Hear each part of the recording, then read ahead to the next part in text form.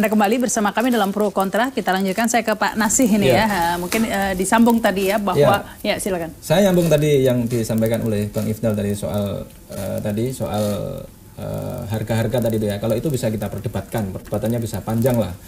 Perdebatannya sampai kita jadi bodoh lah pokoknya kalau memperdebatkan soal itu gitu. Karena sekarang kan banyak yang jelas itu kita bisa lihat dari janji Jokowi.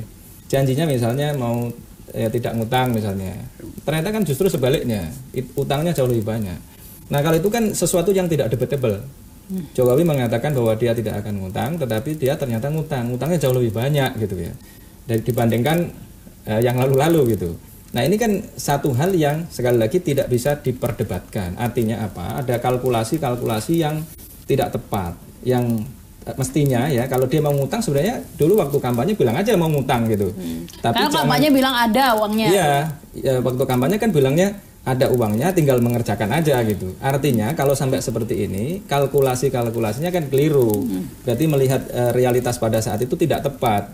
Sehingga kemudian membuat janji yang kemudian tidak ditepati. Bahkan yang dilakukan adalah yang sebaliknya. Ini yang saya maksudkan.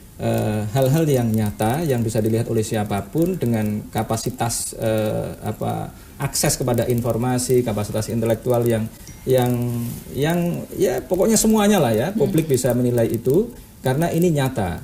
Nah, untuk yang lain-lain itu bahkan kemudian mengundang kecurigaan, kenapa seperti ini, ada apa masalahnya gitu. Misalnya tadi itu sempat muncul analisa kenapa kemudian dibuat harga petani itu harga hasil pertanian itu jatuh.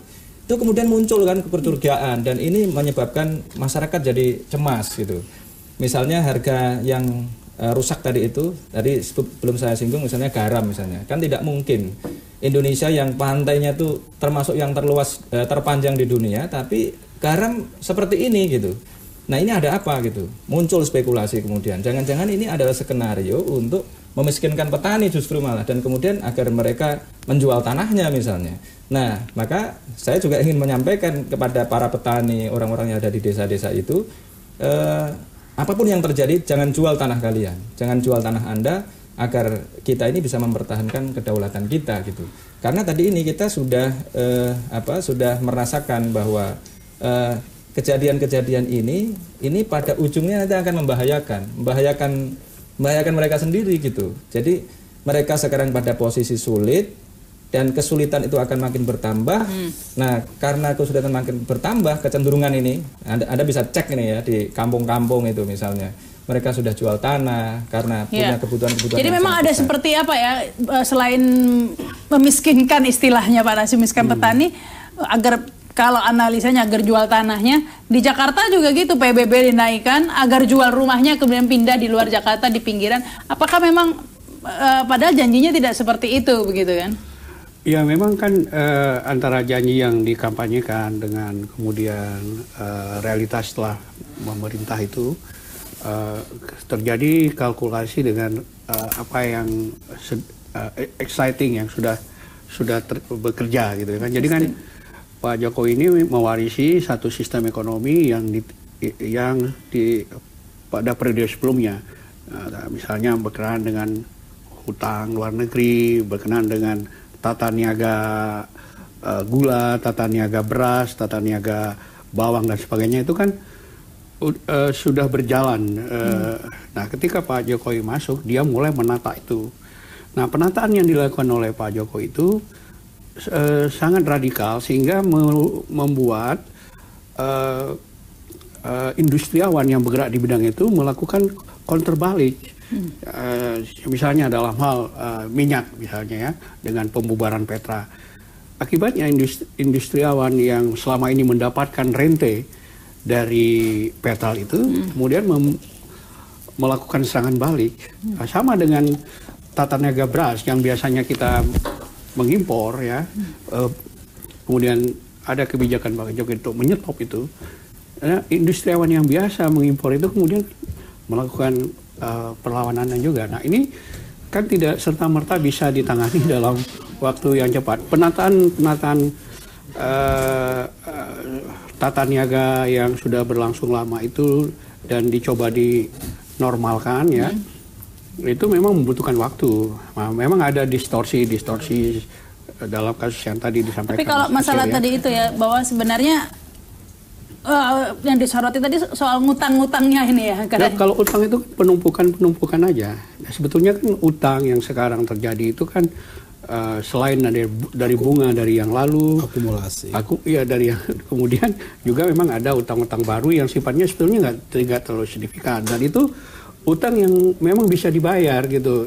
Possibility untuk dibayar itu lebih besar karena return dari yang diinvestasi untuk itu tinggi sekali. Misalnya infrastruktur itu jalan tol itu kan pasti tidak akan sepi kan. Jadi returnnya untuk mengembalikan utang itu masih mungkin, dan itu kan melalui pinjaman swasta gitu loh. Nah, karena misalnya juga dengan kereta api cepat, ya kan, itu kan besar gitu, investasi untuk itu besar. Tidak mungkin kan semua ditangani. Tapi kan seringkali ya pertanyaannya itu untuk siapa begitu kan, kayak mesti kereta api cepat, reklamasi. Untuk masyarakat Indonesia itu kan begini, petani ya di kampungnya Mas Nasir ini juga memperoleh manfaat dari kehadiran kereta cepat itu, karena apa? Lalu lintas barang, lalu lintas orang menjadi sangat cepat. Misalnya ini biaya distribusi satu. Saya ingin menambahkan ya. Ya, tidak semuanya apa yang dilakukan oleh pemerintahan Jokowi seperti yang dibayangkan oleh ya kita melihatnya tidak boleh secara mikro juga, tapi juga dalam perspektif makro. Kita juga tidak bisa menutup mata bahwa di era pemerintahan Jokowi pemerataan terutama anggaran desa turun secara signifikan dari 18 triliun, 30 triliun sekarang menjadi 60 triliun. Proses pembangunan infrastruktur di desa relatif lebih baik dibandingkan dengan yang sebelumnya. Desa menurut undang-undang yang desa telah membentuk satu proses pembangunan yang menurut saya juga harus diakui ini bisa menekan persoalan yang dihadapi oleh masyarakat desa gitu. Kemudian walaupun ini angka, tetapi faktanya saya kira, misalnya saya membuka kembali hasil survei yang dilakukan oleh SMRC yang terbaru begitu ya, tingkat inflasi relatif bisa lebih terkendali begitu. Nah, objektivitas kita untuk melihat problem yang terjadi di masyarakat tentu juga kita tidak boleh menutup mata itu semua. Nah, sekarang tinggal saya sebagai orang politik tentu memastikan bagaimana jalan bagi Pak Jokowi untuk bekerja secara serius buat rakyat ini harus betul-betul bisa terjaga supaya supaya dia bisa kerja secara serius, belusukan ke kampung-kampung, memastikan embung desa itu betul-betul terbangun, infrastruktur desa juga terbangun, kan begitu. Ya, kita harus break dulu ya. Kita lanjutkan lagi pemirsa, kami akan kembali setelah pesan-pesan berikut ini.